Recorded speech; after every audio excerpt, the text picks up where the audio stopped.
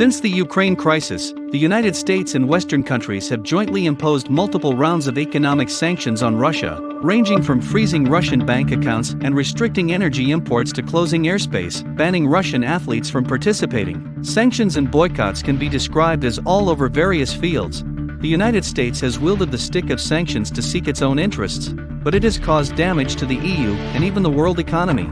When the sanctions against Russia were extended to the field of energy, the international oil price rose. Then, the news that Europe is about to face a gas shortage made headlines again and again, because 40% and 27% of the EU's total gas and oil use comes from Russia. EU countries are complaining. The chain reaction brought about by rising energy prices has also caused ordinary people to bear the cost of sanctions. In the United Kingdom, the Consumer Price Index rose 6.2% in February from a year earlier, the highest increase in 20 years. In Spain, about 130,000 small and medium-sized transport industries began to shut down indefinitely, and many small businesses faced bankruptcy. Obviously, while the US sanctions have deepened Europe's energy dilemma, they are also exacerbating Europe's division. Street demonstrations broke out in many countries in Europe, and farmers and truck drivers took to the streets to protest against the soaring oil price. Germany, France, the Netherlands and other countries have opposed the Russian energy embargo. People depend on food as their life.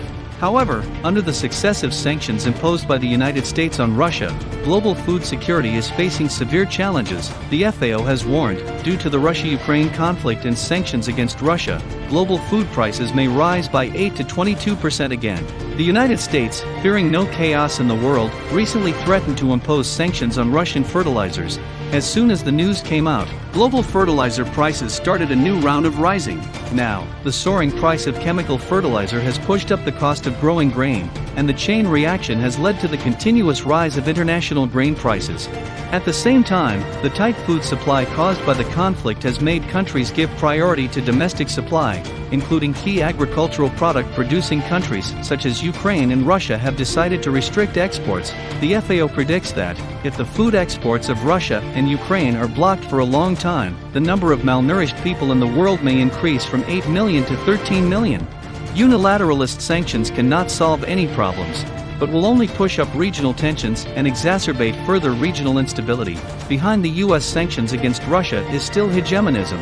It can be said, the United States bears unshirkable responsibility for the deteriorating situation in Russia and Ukraine and the energy dilemma in Europe.